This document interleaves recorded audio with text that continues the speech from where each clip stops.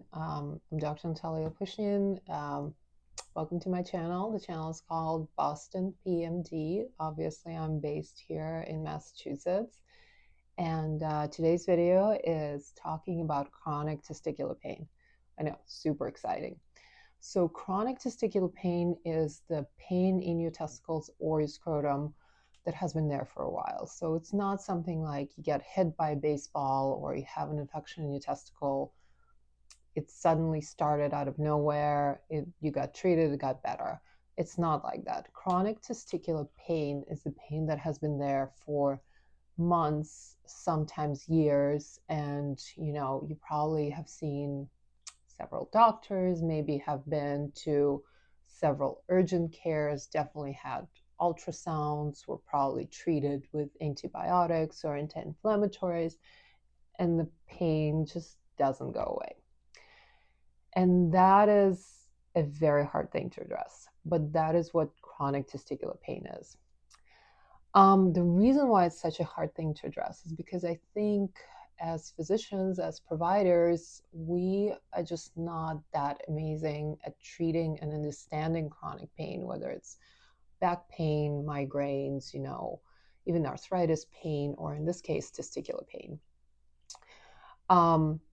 Unknowingly, somehow, I became a referral provider for many patients and other physicians for the chronic testicular pain, and I have a large base of patients with that. So chronic testicular pain, the reasons for it can be various, and sometimes it's really hard to identify what the reason is. The most common ones that I see is, there maybe was a trauma a while ago and then the acute pain went away, but this chronic pain just like never goes away and it lingers on and on and on. Second one is there's possibly was an infection or multiple infections. Again, acute pain of the infection went away, but then it's months later or years later, you still have this lingering, annoying pain.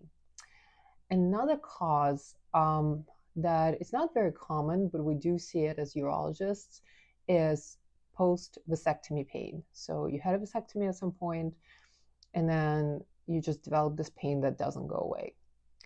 So those are the most common types, but there is a fourth kind that is the hardest to understand, and this is what is called idiopathic pain. And that's the pain that doesn't seem to have a reason. You don't remember being hit in your scrotum, you don't remember any infections, you certainly didn't have a vasectomy. I hope you would remember that because that's pretty memorable for most people. But you have this pain. And that's what I deal with quite frequently in my office. So the physiologic reasons for testicular pain, they're also hard to identify. And when I see patients with chronic testicular pain, I sense this frustration because generally, by the time you make it into my office, you probably have seen a few physicians, you probably have seen a few urgent care providers, you definitely have had 2 or 3 or more ultrasounds, you've been treated with antibiotics, and maybe it gets better, maybe it doesn't, but it never really goes away. The other thing that's frustrating is that when they do get ultrasounds or even CT scans or MRIs, all those imaging studies are quite normal in patients with testicular pain, chronic testicular pain. And this is also frustrating because, you tell a patient I'm going to get an ultrasound and they're waiting for this, like, oh, you have inflammation or you have a cyst or you have a tumor and we're going to take care of it. We're going to cut it out. You're going to be fine. There's rarely such a finding. So when I explain chronic testicular pain to my patients, I like to compare it to other kinds of chronic pain. And one of the types that I compare it to quite frequently is migraines. And the reason why I do that is because I see a patient who is in pain, and the patient knows he's in pain. He knows he's not crazy. He's not making it up. But then we do an ultrasound and his testicles look fine. And it's the same in migraines, like you see a person who has migraines, but if you do a CAT scan of their brain, chances are they don't have a brain tumor. They just have pain. And I think that the physiology may be somewhat similar in those two entities. What I think we're coming to is that chronic testicular pain may be caused by abnormal activation of the nerves that go to the testicle. There is such structure called cord, C-O-R-D, and that structure is composed of the vas, blood vessels, and the nerves, and all that goes from your belly down to the testicle, and that's where the nerves travel.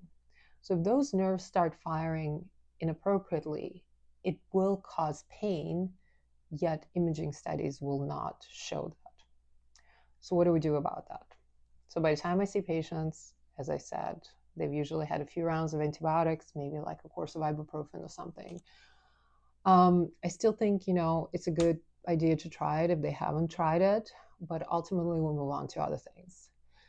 First and foremost, what I recommend is, wear underwear that provides support. Because if you're wearing boxers and your testicles are hanging really low all day, those nerves get stretched out, and by the end of the day, it makes it even more uncomfortable. Nerves do not like to be stretched. So if you have scrotal testicular discomfort, please try to wear supportive underwear. Second thing that I recommend that anyone can do is stretching. And I focus on stretching or even physical therapy with my patients in the whole abdominal, core, pelvic, and thigh area. And the reason is because there's a lot of muscles in those body parts that are attaching themselves to the pelvic floor and pelvic bones. And if those muscles don't feel good, they can give you a referred pain, meaning pain that starts in one body part, but you feel it in a different body part. You can get this referred pain in your testicles, even though what's really hurting is a muscle deep in your back. So that's kind of like common recommendations for everyone. From then, I move on to oral medications. And, what I've been using is something called nortriptyline. It's a very old-fashioned antidepressant, and it's not really used in that sense by many. And I certainly am not giving it to my patients because I think they're depressed. I'm giving it because it tends to modulate how you perceive your nerves and how you perceive pain. If you think about it, it's almost like nortriptyline turns down the volume of how your nerves fire. And I give the lowest dose possible. It's about 10 milligrams. We can always go up from that. But we start there, and I usually start with a course of 8 to 12 weeks and see where the patients go with that. Frequently, many of them will have relief. The good thing is that many of them will not have to stay on it. They can be on it for a couple of months and then stop and see how they do. There are a couple of other medications that I tend to use if nortriptyline doesn't work, such as gabapentin, although I'm not a huge fan of that because that requires titration up and down and can be a little more difficult to manage. And a couple of other ones, but I think nortriptyline for the most part is the mainstay. If that doesn't work, I generally move on to something called cord block.